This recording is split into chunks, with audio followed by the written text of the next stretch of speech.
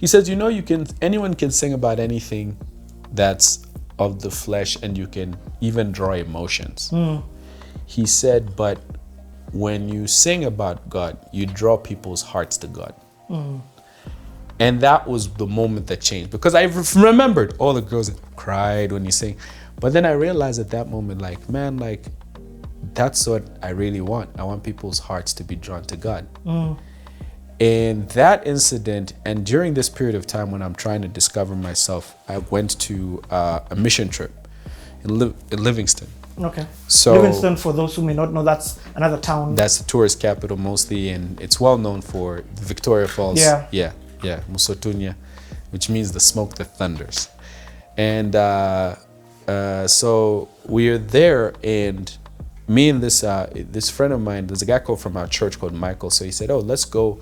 He was at University of Zambia, and he was head of Chi Alpha, which is the Christian fraternity group.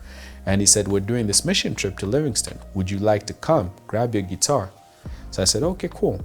So we went to Livingston, and so one of the nights, they had gotten a permit to do 2 nights of evangelism. Well, we were doing different things like crusades, small crusades, and visiting hospitals, but they'd gotten a permit for 2 nights to talk to prostitutes. So the first night we went to a marketplace, and we're just talking to different people there. And what's funny is that I found a 10 kwacha lying on the floor as I was walking through a pathway, and I picked it up. I was like, no one's gonna use this. And that was the only cash I had. Now this is funny, it's connected. So the first night they said, we're gonna talk to prostitutes, and I said, nope. They said, I Abel, ain't doing nada. It says we've got a permit for 13 guys. Your name's already on the list. I'm like, nope. I said, maybe I'll join tomorrow. They said, okay, cool. So I went to a hospital instead that night. So we did fellowship with some doctors and nurses. Then the second night, they're like, this is it, Abel. I said, I'm going to the market. So I went to the market. I came back, I found them guys talking to some. So they said, maybe try and play some music. I'm like, nah, let me go and buy some talk time. So this is like 10 p.m. at night. And so there's a girl who's standing by the street. And so I walked past her. So I go and buy talk time from this lady. So the girl is also behind me. So she comes, and so I'm like, what talk time are you trying to get? She goes, I'm trying to get some for 5. So I said, I have a 10. So I'm like, let me get you some. So I start walking out, and I start talking to her. I'm just like, listen, I said, I don't know why. I said, what do you do? She goes, no, I'm here, and she's staying by a brothel, and she's telling me the story. And I don't know where to start. So I said, can I play you a song? She goes, yeah. So we sit down by a bus station, and I have my guitar, and I'm like, and I just start singing a song about, redemption and Christ, and just from my heart, like just no song I've ever written. And she starts crying. Then I said, would you like to receive Jesus? And she goes, yes. So after I led it to the Lord, like the emotion, I'd never felt anything like that in my life. And I said to God, I said, after she'd left, I said, God, I want to feel like this every day. And I felt the Lord tell me, he's like, listen, you will. He says, that's why I'm sending you into ministry. And I was like, wow. And that's when I knew at that moment that this was my call. So during the time at church, I ended up meeting a guy called Ian. So Ian, I was working as a sound guy under a man called Alec. Alec was so determined, and I gotta give it a shot. I'm sorry, Alec, but he was so determined in making me the best sound man that he had ever. I just didn't have the heart. I'm just like, I was there, but I was just not there. Ian was like, how can I join you guys? I'm like, yo, man, just join us. He's like, I got passion for this. And so Ian comes, and he loves sound. Guy, He loves sound. So then one day Ian is like, hey, dude, me and my cousin, we make beats. Would you like to come? I'm like, cool. Where'd you live? Avondale. Okay, cool. So one day, took a 2006 bus. around? I just want to know time frame. 2005. 2005, okay. So I took a bus all the way to Ian's place. Then he introduces me to a guy called Magnus. Says, this is Magnus, my cousin. So Ian is teaching Magnus how to produce. And at that time, we end up, they play me some beats. And as soon as they're playing me their beats, I start singing. Like, then I'm like, guys, this is so cool. Like, you guys have got dope beats. And then, but they're like, we're not writers. So I'm like, you're not writers? I'm a writer. I'm a writer. You got beats? I'm a writer. So they had another artist, I think, who they were trying to work with in the tracks. I was just like, nah, I'm like, we can do better. So we started, man. And that's how we started trying to produce. We sometimes didn't have the equipment. So we would go and hire other studios. Yeah. Make friends with other guys and would take out money. And then we would, after we make a track, we would go to somewhere like a public place, like maybe Yunza, where they've got big sound systems maybe like a student center, where they've got pool tables and whatnot. So then we say, okay, before people come up, like, where there are a few people there, play this. They would hear the music on loudspeakers. They would hear our terrible mixes. They're like, ugh. Then we're looking at people's reactions. Are they feeling the song? These are things we do. Then we're like, okay, cool, let's go back. And so you're dropping vocals, you're not just... Dropping vocals, man. Yeah. Literally writing, working on something. Then eventually somebody took me to a studio with a guy called Taz. First of all, rewind. Yeah. You're talking about Mag 44? Mag 44, yeah. Magnus? Yes. I've known him since about 2005. Yeah. Oh, okay. So... and he was an intern, more or less, learning how to do production? Yeah, under Ian. Under Ian? Yes, with Ian. Yeah, so Ian was the one who was teaching him. And so that's when we started. But Magnus loved rapping. So then he started hosting a show called Sizzle on TV. And he was really passionate about it. And he had good flows. So, we just all became friends, and we started working. So Taz, because he had a whole studio that he had built with his dad, who was a pastor, and helped him build a studio. So we would travel all the way to a place called Chawama, where he stayed, and then would start recording there. And so Ian and Magnus would give me the beats. So they didn't have the proper studio setup and the mics, but Taz had that. So that's when we started working on my first album. What? Yeah, that's when we started working on my first album, like in 2006, man. And what's the name of that album? So the album was called Despite My Faults. That was the name of the album. Yeah. Despite My Faults is a song. Yes.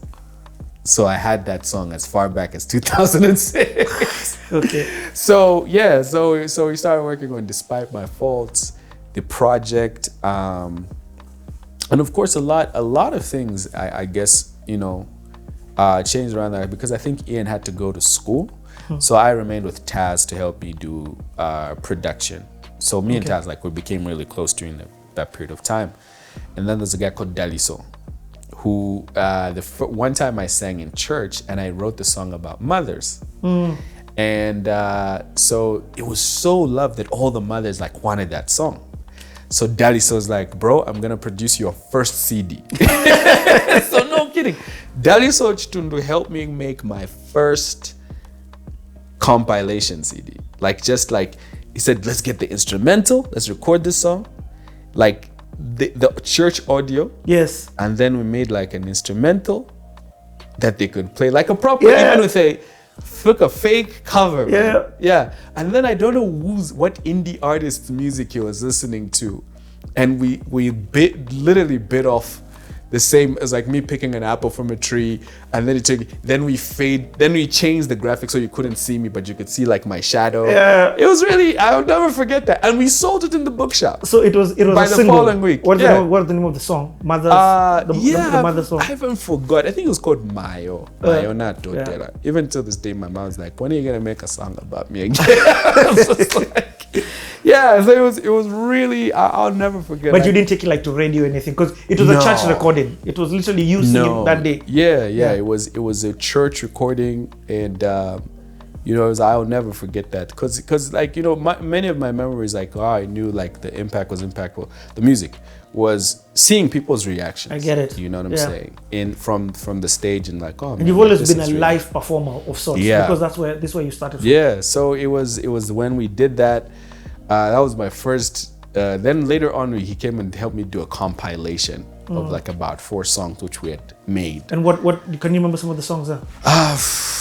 Dude, I know you've got over 100 songs. Like but Radical, I think it was like Radical Revolution. It was like, it just had like, you want to be a revolution? but it was that, but it was like, there was, man, like the music evolves after a while. Okay. Yeah, so there was, I don't even remember some of the songs, but it was like 4 songs which we Okay. tried releasing as a compilation, and we performed them at different places.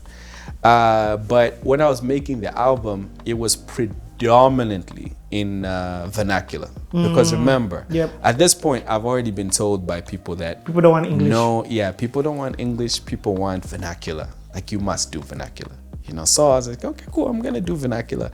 So even like the music was like vernacular. Okay. And then we made this song, which was a really good song, called Chalo. That was one where I was like, okay, this is gonna be a big jam. And then that's when I got this call to go to ministry. Yeah. And that's when my pastor reached out to me. He's like, listen, I heard you're talking to someone that you want to go to ministry. How'd you like to go to Bible college? Where? I'm like, oh, in the States. I'm like, what? It's like, yeah. So it came up, and her name was a lady called Vicky Holmes. She was the youth pastor at the time. So I was serving with her.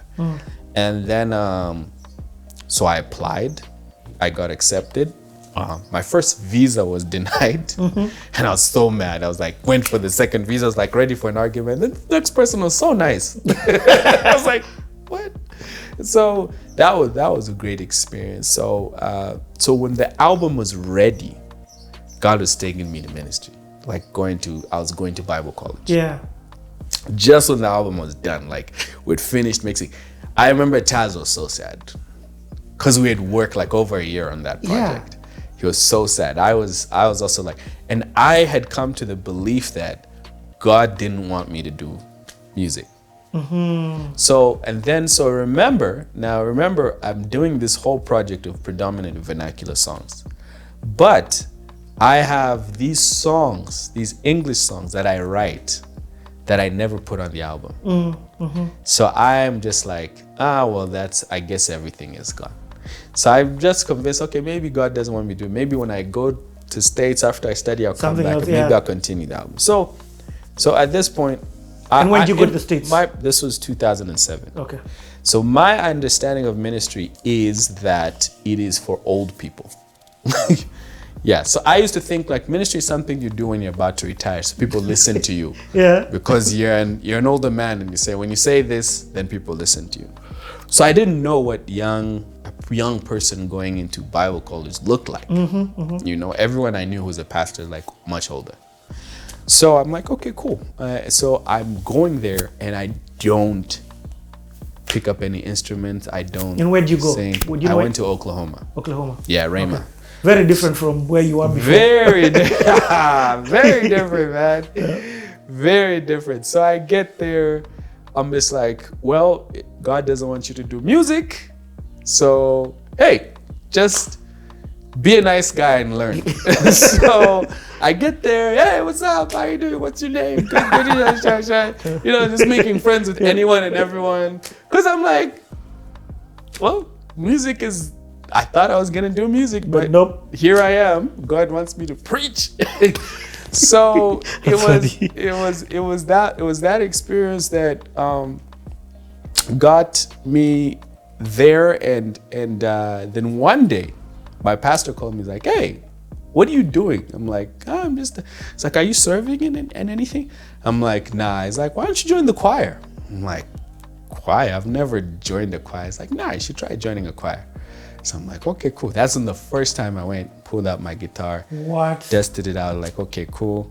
Let me try. So and this is like how long after you've been there? This is like 2 months. Okay. So then I went to audition, and then they're like, okay, cool, you're in. So this is a big choir. So here's the thing. So there's big choir, and then it's what they call the frontliners, where they're like it's like you're singing main. Yes, yeah, the frontliners. So one day we're like, oh, Abel. So I went for choir rehearsal. So I finished choir rehearsal with everybody, just learning the songs. So I go. Then I get a phone call. I'm like, Abel. I'm like, yes. I forgot what her name is. Crouch. I remember her last name is Crouch. So she's like, Abel, you didn't come for rehearsal. I'm like, no, but I was there. It's like, no. It's like, you didn't come for frontline rehearsal. I'm like, what? She goes, yeah, you made frontline. So I'm like, what? She goes, yeah. How many guys are in this choir, by the way? So this is like maybe 60 people. Okay. Yes, this varies.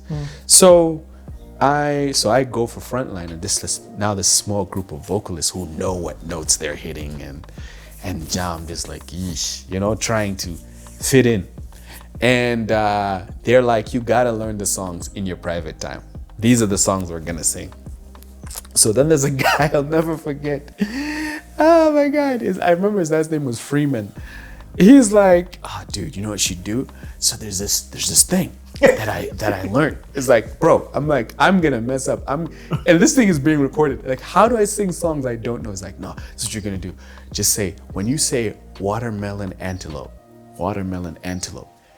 apparently it just looks like you're singing the words to any song. So, bruh, when I didn't know the lyrics, watermelon I antelope. was singing watermelon antelope with energy.